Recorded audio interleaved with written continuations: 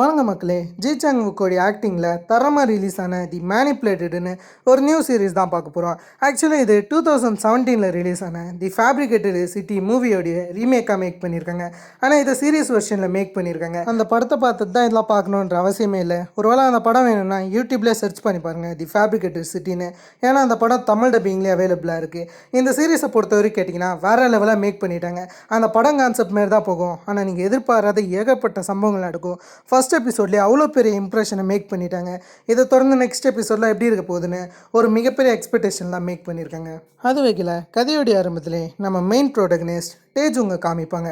அவர் வேகமாக என்னமோ ஒரு இடத்துலேருந்து ஓடியார ஆரம்பிக்கிறாரு. அந்த இடத்துலேருந்து என்னமோ ஒன்று எடுத்துட்டாருன்னு நினைக்கிறேன். அப்படியே வரது மட்டும் இல்லாமல் அந்த இடத்துல முன்னவே ஒரு பைக் நிறுத்தி வச்சுருக்கு. அந்த பைக் எடுக்கிறது மட்டும் இல்லாமல் வேகமாக அந்த இடத்த விட்டு கிளம்ப ஆரம்பிக்கிறாரு. அந்த சமயத்தில் ஒரு எல்லோ கலர் கார் சேஸ் பண்ணுற மாதிரி தெரியுது. இருந்தாலும் அதுக்கிட்டலாம் சிக்கக்கூடாதுன்னு சொல்லிட்டு தேஜுங்க வேகமாக ஓட்டிக்கிட்டு ஒரு டனலுக்குள்ளார போக எல்லோ கலர் காரும் அவனை தப்பிக்க விடக்கூடாதுன்னு சொல்லிட்டு அவனை ஏற்றி கொல்ற மாரி வரேன். ஆனால் தேஜுங் செமையாக இந்த மாதிரி பைக் ஓட்டுறவராக இருப்பார் என்னமோ. அது வரைக்கும் அங்கே இருந்த வால் மேலேயே ஸ்ட்ரெயிட்டாக ஏறிடுவார். அந்த சமயத்தில் இவர் என்ன சொல்வார்னா, ஒருவேளை நான் இறந்துட்டுனா நான் போகக்கூடிய நரகத்தில் கண்டிப்பாக உன்னையும் கூட்டிக்கிட்டு போவேன். இதுக்கு மேலேருந்து நீ சொல்ல போகிற அறிவு கட்ட விஷயத்த எவனும் கேட்க மாட்டான். உன்னால் என்கிட்டேருந்து தப்பிக்க முடியாதுன்ற மாதிரி சொல்லிட்டு அப்படியே அங்கே இருக்கிற ஆளோடைய ஃபேஸை பார்க்கலான்னு பார்த்தா அதை நமக்கு சரியாக காமிக்காமல் அப்படியே இதெல்லாம் நடக்கிறதுக்கு முன்னாடி காமிக்கிறாங்க. அந்த இடத்துல ஒரு டெலிவரி மேனாக இருக்கார். லிட்ரலி ரொம்ப நல்ல மனுஷன்னு சொல்லலாம். யாரை பார்த்தாலும் உடனே உதவி செஞ்சுருவார். மற்றவங்க வீட்டில் டெலிவரி பண்ணுறது மட்டும் இல்லாமல் அவங்க வீட்டில் இருக்கிற கொப்பியும் எடுத்துன்னு போய் போடுவாருன்னா பாருங்களேன். அந்த அளவுக்கு ரொம்ப நல்ல மனுஷனாக தான் இவரை ப்ரெசன்ஸ் பண்ணியிருக்காங்க. இவர் முக்கியமாக இந்த டெலிவரி வேலையை பார்க்கறதுக்கு ரீசனே இவருடைய பிரதர் டேஜின் தான். அவரையும் ஞாபகம் வச்சுக்கோங்க. இதெல்லாம் இருக்கும்போது இவர் டெலிவரி ஷாப்பை காமிச்சா அந்த இடத்துல ஒருத்தவங்க நடந்து போகும்போது ஒருத்தவங்களை இடிச்சிருவாங்க. அவங்களும் ஆட அறிவு கட்டவனான்ற மாரி அவனை திட்டிக்கிட்டே கிளம்பிடுவாங்க. சரின்னு அந்த சமையல் தான் டேஜுங்க வருவார். வரது மட்டும் இல்லாமல் இவருடைய நெக்ஸ்ட் ஆர்டரை வாங்கலான்னு ட்ரை பண்ணுவார். அதை சொல்கிறதுக்குள்ளார அங்கே டிராஃபிக் நிற்குது, அந்த பக்கம் மட்டும் போகாதன்னு சொல்ல சரி இந்த உன்னுடைய ஆர்டரை பிடிச்சிக்கோன்ற மாதிரி அந்த இடத்துல ஒரு சாப்பாடை தரலான்னு பார்த்தா இதுக்கு முன்னாடியே இந்த ஆள் இடிச்சிருந்துருப்பார்ல, அந்த ஆட்கள் வரது மட்டும் இல்லாமல் அந்த சாப்பாடை எடுத்துக்கிட்டு அப்படியே அதை கீழே போட இவரும் எவ்வளோ திமிர் இருக்கணுன்ற மாரி டேஜுங்க அந்த சாப்பாடை எடுத்துக்கிட்டு வேகமாக வண்டியை ஓட்டிக்கிட்டு இவங்களை சேஸ் பண்ண ஆரம்பிக்கிறாரு. இவங்களும் எவ்வளோ புகுந்து போயிடுறாங்க டிராஃபிக் ரூல்ஸ்லாம் மீறாமல் போக. ஆனால் டேஜுங் முடிஞ்ச அளவுக்கு வேகமாக வந்து அவங்க வண்டிக்கு முன்னாடியே இவருடைய வண்டியை நிறுத்திடுறாரு. அதில் இவங்களுக்கு பிரேக் போட அதுக்கப்புறம் இவரும் நீங்கள் ஒரு விஷயத்த மறந்துட்டீங்கன்னு நினைக்கிறேன், இதுக்கு பே பண்ணுங்கன்ற மாதிரி சொல்ல அந்த இடத்துல கும்பல் சேர்றதுனால இவங்களுக்கு வேறு வழி இல்லை. சரின்னு அதை இவங்க பே பண்ணிடுறாங்க. அதுக்கப்புறம் டேஜுங்க வந்து அவருடைய பிரதரான டேஜினை பார்க்க போயிருந்திருப்பார். அவருமே இந்த சமயத்தில் தான் ஸ்கூல் முடிச்சுட்டு வெளியே வந்திருந்திருப்பார். இந்த சமயத்தில் தான் இவருடைய பிரதருக்கு எக்ஸாம்ஸ் நடக்கிறதுனால அதில் ஃபோக்கஸ் பண்ணணும்னு சொல்லிட்டு தான் ஹீரோ இந்த இடத்துக்கு வந்திருக்காரு. டேஜுங்க வரது மட்டும் இல்லாமல் அப்படியே அவருடைய பிரதருக்கு சாப்பாடு தராரு. சரின்னு அவங்க சாப்பிட்டுக்கிட்டு ஃபன்னாக பேசுகிறாங்க. அந்த இடத்துல தான் டேஜுங்க ஒரு ஃப்ளவர் ஷாப் ஓப்பன் பண்ண போகிற விஷயம் தெரியுது.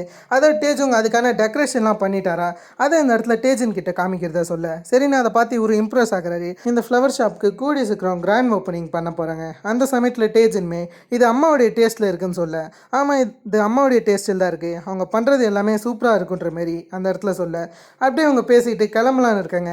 அந்த இடத்துல சும்மா இப்படிலாம் பண்ணிக்கிட்டு இருக்காதுன்னு சில அட்வைஸ் டேஜுங்க தரும்போது அந்த இடத்துல இருக்கிற பிரதரும் நீ சும்மா வயசானவங்க மாதிரி நச்சரிச்சின்னு இருக்காது, எனக்கு 5 hours கிளாஸ் இருக்குது, நான் வேகமாக போகணுன்னு சொல்ல முதல்ல சாப்பிட்டுட்டாச்சு போ, இந்தமாரி உன்னுடைய ப்ரெஷியஸ் டைமை வீணாக்காதன்ற மாரி பிரதர்கிட்ட சொல்ல அதெல்லாம் பார்த்துக்கிறேன் நீ முதல்ல போன்ற மாரி டேஜ் உங்கள் பிரதர் வழி அமைச்சு வைக்கிறாரு. அவருமே சொன்ன மாதிரி அந்த இடத்துல 5 hours கிளாஸை அட்டன் பண்ண போயிடுறாரு.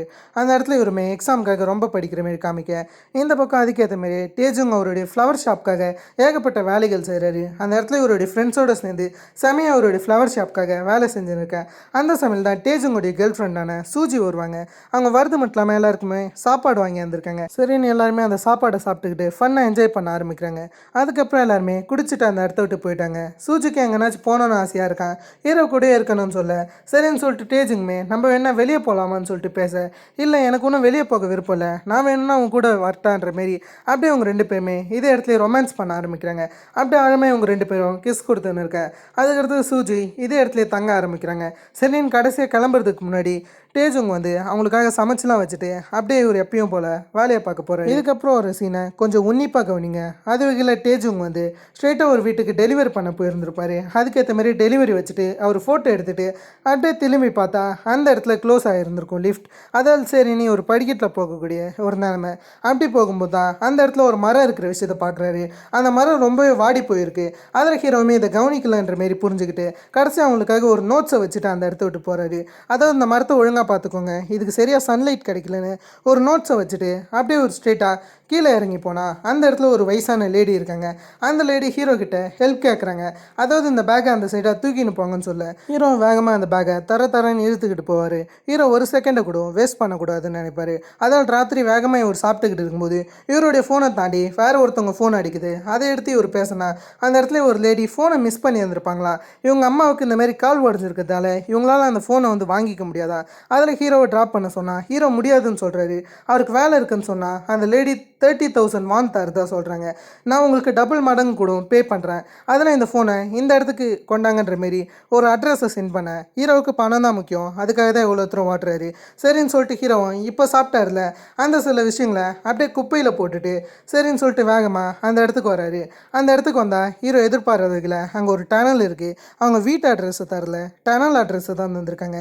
ஹீரோவை கால் பண்ணி எனக்கு இந்த விஷயம் சரியா படல, எதுக்கு உங்கள் வீட்டு அட்ரஸ் விட்டு டனல் அட்ரஸ் அமைச்சிருக்கீங்கன்னு கேட்டால் அந்த சைடில் பேசுகிற லேடியும் ஒரு ஸ்ட்ரேஞ்சருக்கு எப்படி என்னுடைய வீட்டு அட்ரஸை தர முடியும், அந்த இடத்துல ஒரு பாக்ஸ் இருக்கும், அதில் என்னுடைய ஃபோனை வச்சுக்கோங்க, அதுக்கப்புறம் நான் வந்து அதை எடுத்துக்கிறேன், அது மட்டும் இல்லாமல் நீங்கள் கேட்ட பணமும் அதுக்குள்ளாரே இருக்குன்னு சொல்ல ஹீரோ வேகமாக போய் அந்த ஃபோனை வைக்கிறது மட்டும் இல்லாமல் அதில் வந்து பணத்தை எடுத்துக்கிட்டு வராரு. அப்படியே ஒரு வெளியே நின்று இருக்கும்போது ஒரு சஸ்பிஷியஸான ட்ரக் இவரை கிராஸ் பண்ணி போகுது. ஆனால் இந்த விஷயத்தை ஹீரோ சரியாக நோட்டீஸ் பண்ணல. எவனோ ஒரு கிறுக்கு பையனாக இருக்குன்ற மாரி ஹீரோ அதை அப்படியே விட்டுடுறாரு. அடுத்த நாள் இவங்க அம்மா இறந்த நாளுன்றதுனால ஹீரோ அவங்க அம்மாவுக்கு படையல் வச்சுக்கின்னு இருப்பார். அவங்க அம்மாவுக்கு இந்த மாரி வேண்டிக்கிட்டு இருக்கேன். அதே சமயத்தில் ஒரு பிரதரை பற்றியும் சில கம்ப்ளைண்ட் பண்ணுவார். நான் தான் என்னுடைய பிரதரை பார்த்துக்கிறேன், அவனுக்கு கூடிய சீக்கிரம் எக்ஸாம் வரப்போகுது, அவன் கண்டிப்பாக பாஸ் ஆவான்னு நினைக்கிறேன்ற மாதிரி இவருடைய பிரதரை பற்றி பேச அந்த இடத்துக்கு வந்த பிரதருமே நீ அம்மாவுக்காக எந்த கிஃப்ட்டும் வாங்கி வைக்கலையா, நான் பூ வாங்கி வந்திருக்கேன் பாரு, அதே மாதிரி நீ அம்மா கிட்ட என்னை பற்றி எதனாச்சும் குறை சொன்னியான்னு டேஜுங்க கிட்ட கேட்க அவருமே நான் உன்னை பற்றி என்ன குறை சொல்ல போகிறேன், நான் உன்னை பற்றி ஜஸ்ட் கவலை மட்டும் தான் பட்டேன்னு சொல்ல சரி நான் அந்த இடத்துல பிரதருமே சாப்பிட்டுட்டு போயிடுறாரு. மதியம் கிட்ட மழை பெய்ய ஆரம்பிக்குது. அந்த இடத்துல ஹீரோவுக்கு ஃப்ளவர்ஸ் முக்கியன்றதுனால அந்த ஃப்ளவர்ஸ் எல்லாம் அப்ரூவ் படுத்தின்னு இருப்பார். ஃப்ளவர்லாம் நல்லா இருக்கான்ற மாரி அப்படியே அதை ஃபோட்டோ எடுத்து ஆன்லைனில் போடலாம் ட்ரை பண்ணும்போது திடீர்னு சில ஆட்கள் உள்ளார நுழைய ஆரம்பிப்பாங்க. இது கொஞ்சம் சஸ்பிஷியஸாக தான் இருக்குது, யாருன்னு தெரியல. திடீர்னு அவங்க ஆரம்பத்தில் நார்மலாக கதவை தட்டிட்டு அப்படியே உள்ளார எஃபிஐன்ற மாரி கதவை உடச்சிக்கிட்டு வர யாரா அவனுங்கன்னு பார்த்தா போலீஸ் ஹீரோவை இப்போதைக்கு ரேப் அண்ட் மர்டர் கேஸில் அண்டர் அரெஸ்ட் பண்ணியிருக்காங்க. இது ஹீரோவுக்கே தெரியல. ஆன் ரிவரில் ஒரு பாடி விழுந்துருச்சான், அதை ஹீரோ தான் பண்ண மாரி சஸ்பெக்ட் பண்ணுறாங்க. அதில் ஹீரோவை உள்ளார கூட்டிக்கிட்டு போகிறாங்க. இந்த விஷயம் கடைசியாக சூஜிக்குமே தெரிஞ்சிருக்கும். ஏன்னா அவங்க ஒரு ஹோட்டலில் வேலை செஞ்சுருப்பாங்க. அந்த இடத்துல இருக்கிற விஷயங்களை வச்சு அவங்களும் அந்த நியூஸை பார்த்துருந்துருப்பாங்க. அதில் அவங்க ஃப்ரெண்ட்ஸ் கிட்ட டேஜுங்க்கு என்ன நடந்துச்சுன்னு இவங்க ஒரு பக்கம் விசாரிச்சுன்னு இருக்கேன். அந்த சைட் டேஜுங்க செமையாக விசாரிச்சுன்னு இருப்பாங்க. டேஜுங் எதையுமே பண்ணலன்னு சொல்கிறாரு. ஒரு லேடியோடைய ஃபோட்டோவை காமிச்சு இவங்களுக்கு தெரியுமான்னு கேட்டால் டேஜுங் எத்தனை வாட்டி சொல்கிறேன், என் வாழ்க்கையில் இவங்களை பார்த்ததே கிடையாது, இவங்க யாருன்னே தெரியாதுன்னு சொன்னால் முன்னாடி இருக்கிற டிடெக்டிவ்ஸ் நம்புற மாரியே தெரியல. டேஜுங் நான் என்ன தான் பண்ணுறது, உங்களுக்கு ஒழுங்காக விசாரிக்க தெரியாதான்னு சொல்லிட்டு அவங்களே திட்டிக்கிட்டு இருக்காரு. வேணும்னா என்கிட்ட ஃபோன் தாங்க, எனக்கு என்னுடைய பிளான்ஸை நினச்சி ரொம்ப கவலையாக இருக்குது, அதில் ஃபோன் கொடுத்தீங்கன்னா எனக்கு தெரிஞ்ச ஆள்கிட்ட சொல்லி என்னுடைய பிளான்ஸை பார்த்துக்க சொல்லுவேன்னு சொன்னால் டிடெக்டிவ் இறக்கம் காட்டுற மாரியே தெரியல. திடீர்னு அந்த இடத்துல ஃபாரன்சிக் ஆட்களை உள்ளார அனுப்புறது மட்டும் இல்லாமல் ஹீரோவுடைய டிஎன்ஏ சாம்பிளை அவங்க கலெக்ட் பண்ணிக்கிறாங்க. அப்படியே அவங்க ஒரு சைட் தப்பிச்சு போக இந்த இடத்துல சூஜியும் ஹீரோவை நினச்சி ரொம்பவே கவலைப்படுறாங்க. அந்த இடத்துல நடந்த மர்டர் நியூஸை பற்றி அவங்க அதிகமாக செக் பண்ணியிருக்கேன். இதெல்லாம் ஃப்ரெண்ட்ஸ்க்கும் தெரிஞ்சதுனால அடுத்த நாள் ஹீரோவை பார்க்க வராங்க.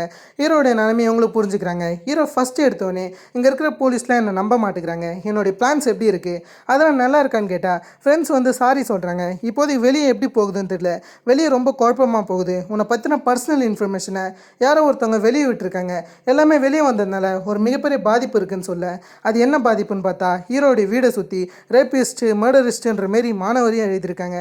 அதை பார்த்து சூஜி ரொம்ப கவலைப்படுறாங்க. இந்த பக்கம் ஹீரோவும் ஜெயிலில் பயங்கரமாக கத்திக்கிட்டு இருக்காரு. நீங்களாம் எந்த மாதிரியான போலீஸ், உண்மையை கண்டுபிடிக்கணும்னு குடும்பம் அவங்களுக்கு தெரியாது, எதுக்காக இந்த மாதிரிலாம் பண்ணுறீங்க, என்னை எதுக்கு ஒரு அனிமல் ஆட்டை ட்ரீட் பண்ணுறீங்க, நானும் உங்களை மாரி சராசரியான ஹியூமன் தான், இது என்ன டிபார்ட்மெண்ட் மட்டும் என்கிட்ட சொல்லுங்கன்ற மாரி பயங்கரமாக கத்திக்கிட்டு இருப்பார். அங்கே இருக்கிற போலீஸ்க்கு ஈவே இறக்கமா இல்லையானமோ ஹீரோ அசிங்கமாக திட்ட ஆரம்பிக்கிறாரு. உன்ன மாதிரியான ஆளுக்கலாம் என்னடா மரியாதை வாழுதுன்ற மாரி அவர் பயங்கரமாக திட்டிக்கிட்டு இருக்க. இதெல்லாம் முடிஞ்சதுக்கப்புறம் ஃப்ரெண்ட்ஸ்லாம் இருக்காங்களே அவங்கள ஒரு லாயரை ஹையர் பண்ணுறாங்க. இப்போது இவங்களுக்கு ஒரு லேடி இறந்து போனதா சொல்கிறாங்களே, அவங்க எப்போ இறந்து போனாங்கன்ற விஷயம் தெரிய வந்திருக்கும். அதில் அவங்க இறந்து போன டைமில் ஹீரோ எந்த இடத்துல இருந்தாருன்னு அந்த டீட்டெயிலை கலெக்ட் பண்ண ஆரம்பிச்சுருந்துருப்பாங்க. ஏன்னா ஹீரோ டெலிவரி கம்பெனியில் வேலை செய்கிறாருன்ற பட்சத்தில் அவங்க ஹீரோடைய ரெக்கார்ட்ஸ்லாம் வச்சுருப்பாங்க. அவர் எந்த இடத்துல டெலிவரி பண்ணார், எப்போ டெலிவரி பண்ணாருன்னு அந்த சில ரிப்போர்ட்லாம் இருக்கும். அதெல்லாம் வச்சு இவங்க ஹீரோ நிறுவனவாதின்னு தீர்மானிக்கலான்னு இருக்காங்க. அதில் ஹீரோயினும் இந்த ஒரு நல்ல விஷயத்த ஹீரோ கிட்ட சொல்ல போகிறாங்க. அதாவது இவங்க லாயரை ஹையர் பண்ணது ஒன்றுமே இவங்களுக்கு ஹீரோ மேலே நம்பிக்கை இருக்கிறதா சொல்ல அதுக்கு கேட்டோன்னே இவரும் ரொம்ப சந்தோஷப்பட ஆரம்பிக்கிறாரு. அது எதையுமே நான் பண்ணலைன்ற மாதிரி அதே தான் சொல்லிக்கிட்டு இருக்கேன். சூஜியுமே அவரை நம்பர் தான் சொல்கிறாங்க. அதுக்கப்புறம் இவங்க என்னால் முடிஞ்ச வரைக்கும் நான் உங்களுக்கு உதவி செய்கிறேன், நான் கண்டிப்பாக பின் வாங்க மாட்டேன்ற மாதிரி சொல்கிறாங்க. அந்த இடத்துல ஹீரோ ரொம்ப அழுக, அதை பார்த்து இவங்களும் அழுகிறாங்க. அதில் பின் வாங்கக்கூடாதுன்னு திரும்ப லாயர்கிட்ட போய் பேசுகிறாங்க. அந்த இடத்துல ஹீரோ எந்த இடத்துலலாம் டெலிவரி பண்ணார், அதே சமயத்தில் மர்டர் நடந்துச்சுன்னு ஒரு இடம் சொல்கிறாங்களே, அந்த இடத்துக்கிட்ட ஹீரோ டெலிவரி பண்ணியிருக்காரா, அந்த இடத்துல ஹீரோவுக்கு என்ன வேலை, அவர் எதுக்கு அந்த மர்டர் பிளேஸ்க்கு போனார்னு யோசிக்கிறாங்க. அதாவது அந்த டனல் பிளேஸில் தான் மர்டர் நடந்திருக்கும். அதில் அந்த இடத்துக்கு எதுக்கு ஹீரோ போனார்னு கேட்டால் ஹீரோ கிட்ட கேட்டு இவங்க சில டீட்டெயிலை கவர் பண்ணுறாங்க. அதுக்கப்புறம் சில சிசிடிவி ஃபுட்டேஜ் அந்த மாதிரியான சில விஷயங்களை வச்சு ஹீரோ எந்த இடத்துக்குலாம் போயிருக்காருன்னு இவங்க ட்ராக் பண்ணுறாங்க.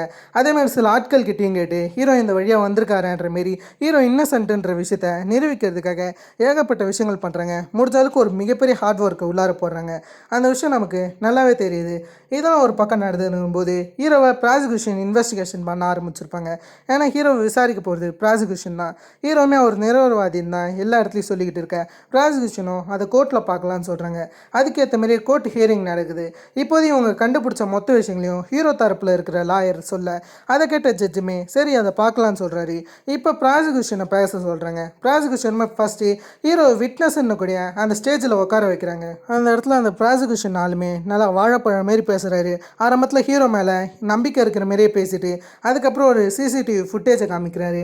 நம்ம ஆரம்பத்திலே பார்த்துருப்போம் ஹீரோ ஒரு வீட்டில் டெலிவரி பண்ணுற மாரி அந்த வீடியோ ஃபுட்டேஜ் தான் இவர் காமிக்கிறாரு.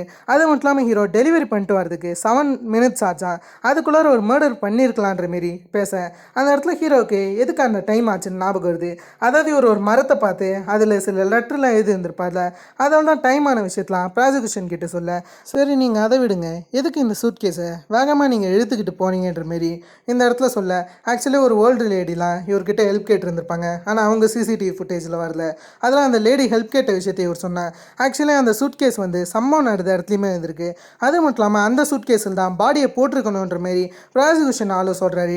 இதுக்கு நீங்கள் என்ன சொல்கிறீங்க, இது கொஞ்சம் ஸ்ட்ரேஞ்சாக இல்லையான்ற மாரி இந்த இடத்துல சொல்ல, அதுக்கப்புறம் இவர் வேற ஒரு விஷயத்தை காமிக்கிறாரு. அந்த லேடியோடைய ஃபோனை காணமா, இறந்து போன லேடியோடைய ஃபோன், அது கடைசி ஹீரோடைய கையில் பார்த்த விஷயத்த சொல்ல, ஹீரோமே அந்த லேடி தான் என்ன அந்த இடத்துக்கு கூட்டு ஃபோனை கொடுக்கணும்னு சொன்னாங்க. ஒரு டனலுக்கு போனேன், அவங்களுக்கு ஸ்ட்ரேஞ்சரை பார்க்க விருப்பம் இல்லைன்னு சொன்னாங்க. ஒரு பாக்ஸ் இருந்துச்சு, அதில் ஃபோனை வச்சுன்னு எல்லாத்தையும் சொன்னால் அந்த வீடியோ ஃபுட்டேஜுமே இவங்க எடுத்து வச்சுருக்காங்க. அதுக்கு நடுவில் ப்ராசிக்யூஷன் என்ன சொல்கிறாங்கன்னா, நடந்த டைமு எவ்வளோ கிலோமீட்டரில் அவங்க இறந்துருக்காங்க, அந்த இடத்துல ஹீரோ என்ன பண்ணிக்கிட்டு இருந்தான்னு எல்லா டீட்டெயிலுமே அந்த ப்ராசிக்யூஷன் நாள் பக்காவே எடுத்து வைக்க ஹீரோவால் இதுக்கப்புறம் எதுவும் பேச முடியல. இதுக்கு நடுவில் அவங்க ஜிபிஎஸ் ட்ராக்கிங்லாம் பண்ணியிருக்காங்களாம். அதே சமயத்தில் அந்த லேடியை வீட்டில் தான் நான் இப்படி கொண்டு இருந்திருக்காங்க. அந்த ஃபுட்டேஜ் எல்லாம் எடுத்து காமிக்க அதில் சூஜி வந்து ஹீரோவுக்கு கொடுத்த அந்த பிரேஸ்லெட்டை பார்க்குறாங்க. ஹீரோவுக்கு இவங்க ஒரு பிரேஸ்லெட் தந்திருப்பாங்களே, அந்த பிரேஸ்லெட்டுமே அதே ஃபுட்டேஜ்லேயே இருக்கும். அதை பார்த்து சூஜி வருத்தப்படுறாங்க. ஹீரோ கிட்ட மொத்த ரிப்போர்ட்டுமே ப்ராசிக்யூஷன் ஒப்படைக்கிறாங்க. இவர் தான் கிரிமினல்ன்ற விஷயம் நமக்கு தெரிஞ்சிச்சு இவர் ஆனர், இவரை இப்போ கூட்டின்னு போகலான்னு சொல்ல, அந்த இடத்துல ஹீரோவும் எவ்வளோ கெஞ்சுறாரு, நான் இதை பண்ணலைன்ற மாதிரி சொல்ல எல்லாருமே இழுத்து கூட்டிகிட்டு போகிறாங்க. அந்த ப்ராசிக்யூஷன் ஆளுமே கடைசியாக ஹீரோ அந்த இடத்துல ஒரு மரம் இருந்ததாக சொல்லியிருந்திருப்பார்ல, அதுக்கேற்ற மாரி அவங்க எல்லா வெளி சைடும் செக் பண்ணியிருந்திருப்பாங்க. அந்த இடத்துல ஒரு மரமுமே இல்லைன்னு தெரிய வருது. எல்லாமே ஹீரோவுக்கு நெகட்டிவாக மாறிடுச்சு. அதில் ஹீரோ ஜெயிலில் உட்காரும்போது அந்த இடத்துக்கு சூஜி வராங்க. ஹீரோவுமே என்னன்னு கேட்கும்போது இந்த இடத்துல இவங்களுமே லாயர் பின்வாங்கின விஷயத்த சொல்கிறாங்க. இதுக்கப்புறம் உனக்கு எந்த லாயருமே வரமாட்டேன்னு சொல்கிறாங்கன்னு போது அந்த இடத்துல ஹீரோமே என்னை மன்னிச்சிடு, நான் தான் உன்னை இந்த விஷயத்தில் கூட்டாந்தன்னு சொல்லும்போது அந்த இடத்துல சூஜி என்ன சொல்கிறாங்கன்னா, உன்னுடைய கையை காமின்னு சொல்ல, இவருமே என்னன்னு கேட்டால் ஆக்சுவலி அவருடைய கையில் பிரேஸ்லெட் கொடுத்துருந்துருப்பாங்களே, அந்த பிரேஸ்லெட்டை காணுமா, அந்த பிரேஸ்லெட்டை எங்கே விட்ட, அது என்னுடைய இதய மாட்டோம், எனக்கு உன்னை பற்றி முழுசாக தெரியாதுன்னு நினைக்கிறேன், எனக்கு உன்னுடைய இன்னொரு பக்கம் தெரியல, அதில் இந்த பிரேஸ்லெட்டை நீயே வச்சுக்கோன்னு இவங்களுடைய இன்னொரு பிரேஸ்லெட்டை ஹீரோ கிட்ட தந்துடுவாங்க. ஹீரோமே அது இல்லை, அதை வேறு எங்கேயோ மிஸ் பண்ணியிருப்பேன்னு நினைக்கிறேன்ற மாரி அந்த இடத்துல இவர் எவ்வளோ சொல்ல ட்ரை பண்ணாலும் அந்த இடத்துல சூஜி இதை ஹீரோ தான் பண்ணியிருப்பாருன்ற மாரி அந்த இடத்த விட்டு கிளம்ப அந்த இடத்துல ஹீரோடைய மனசே உடஞ்சிருது. அதுக்கப்புறம் ஹீரோவை ஸ்ட்ரெயிட்டாக ப்ரிசன்குள்ளார கூட்டாராங்க. அந்த இடத்துல இருக்கிற மொத்த ஆட்களையும் பார்த்து அப்படியே ஹீரோ பயப்பட ஆரம்பிக்கிறாரு. அதில் ஒரு மிகப்பெரிய டானாட்டம் ஒரு ஆள் இருப்பார்னு நினைக்கிறேன். அந்த ஆள்கிட்ட யாரோ ஒருத்தவங்க வந்து இந்தமாரி ஹீரோவை பற்றி இன்ஃபர்மேஷனை சொல்ல அந்த ஆளுமே அப்படியே ஒரு மாதிரி ஹீரோவை முறைச்சி பார்க்குறாரு. ஹீரோவை எதுவும் தெரியாத மாரி அப்படியே உள்ளார போக இதோட டோட்டலாக இந்த எபிசோடை கம்ப்ளீட் பண்ணுறாங்க. கண்டிப்பாக உங்களுக்கு பிடிச்சிருக்குன்னு நினைக்கிறேன். எபிசோட் 1 சிம்பிளாக இருக்குன்னு எதிர்பார்க்காதீங்க. வரப்போகிற எபிசோட்ஸ் தான் தரமாக இருக்க போகுது. டைம் கிடச்சுன்னா ட்ரெய்லரை செக் பண்ணி பாருங்கள். ஏன்னா ட்ரெய்லரை பார்த்தீங்கன்னா இது எவ்வளோ தரமான சீரீஸ், எந்த அளவுக்கு மிகப்பெரிய பேங்கராக கொண்டு போகிறாங்கன்ற விஷயம் உங்களுக்கு புரியும். இது ஒரு சிம்பிளான ரிவெஞ்ச் கான்செப்ட்னு எடுத்துக்காதீங்க. ரிவெஞ்ச்னால் இப்படி தான் இருக்குன்ற மாரி வேறு லெவல் சம்பவம் பண்ண போகிறாங்க. அதெல்லாம் கண்டிப்பாக எல்லோரும் நெக்ஸ்ட் எபிசோடுக்கு வெயிட் பண்ணுவீங்கன்னு நினைக்கிறேன். இந்த எபிசோடுக்கு தரமாக சப்போர்ட் பண்ணியிருப்பீங்கன்னு நினைக்கிறேன். அதனால் நம்ம இதேமாரி வேறு ஒரு தன்னால் ஆசமான வீடியோவில் சந்திக்கிறதுக்கும் ஹேவ் ஃபன் கைஸ்.